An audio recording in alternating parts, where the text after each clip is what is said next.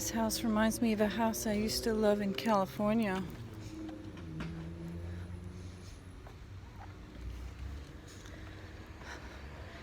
What new dreams and fantasies can I mix with new ingredients in this beautiful, beautiful life and create and manifest and co-create and co-manifest beautiful, beautiful, beautiful lives for myself, for my children, for my husband who lives and breathes.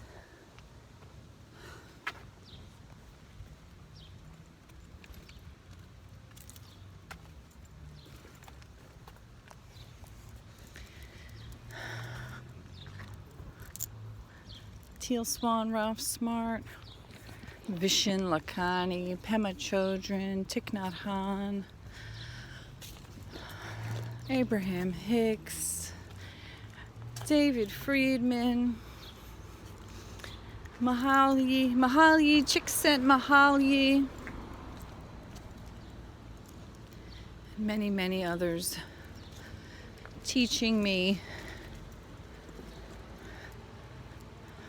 my own catchphrase, my own motto, to expand my willingness and ability to love myself and others, to allow myself the grace, the humility, and to put my ego down enough to say,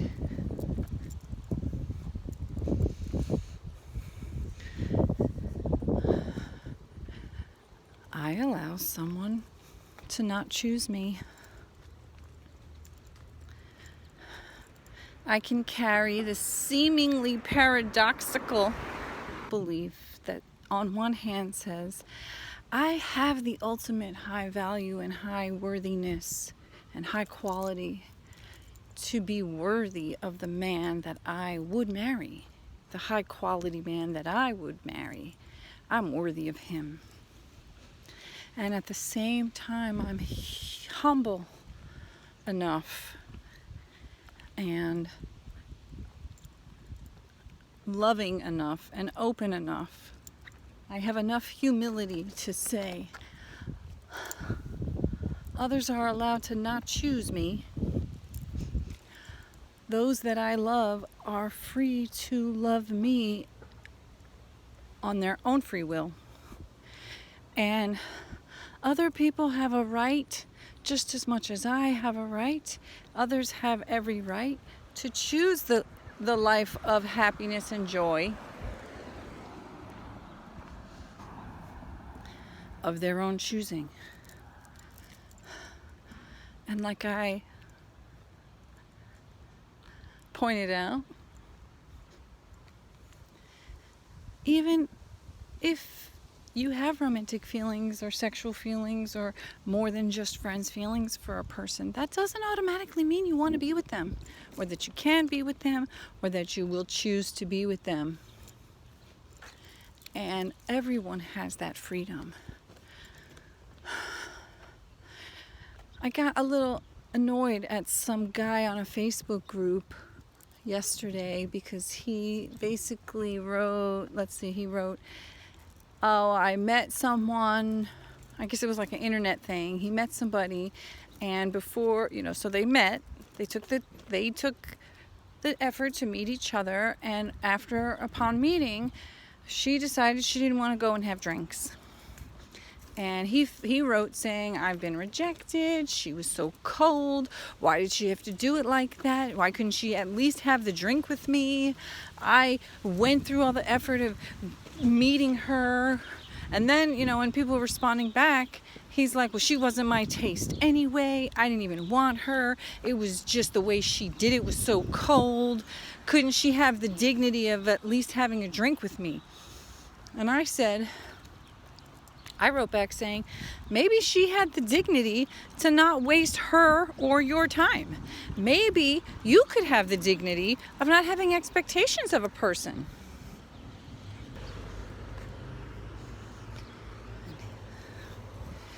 Oh, he didn't care too much for that. He said, oh, maybe you're a guru because you don't have any expectations of anybody. And I'm like, if every anybody that is trying to help you with the advice that you reached out and you asked for advice, and your response to everyone is snarky. So maybe she sussed that shit out. You know? And just as much as I expect a stranger on the internet to have a small enough ego and enough humility, but at the same time enough self-worth, a small enough ego, enough humility, and also a high dose of self-worth so that you don't get offended when someone's not into you. You can accept it to the point where you allow yourself to move on.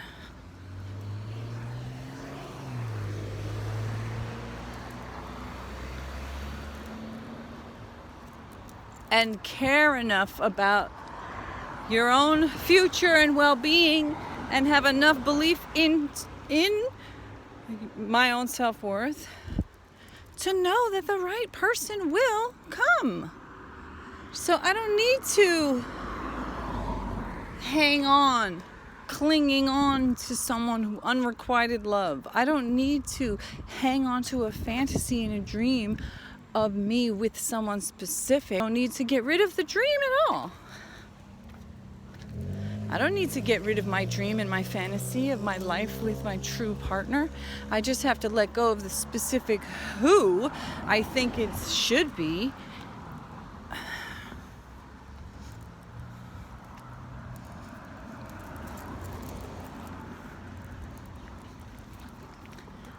Which, if I truly have the self-worth inside myself that I say that I do, will be relatively easy to do, because I know for a fact that the one who wants me, the one who I want wants, the one who I want, and the one who wants me, and that I'm going to match up with the one that I want who also wants me for the reasons. And he's going to be vegan. And he will be vegan, because that's the right match.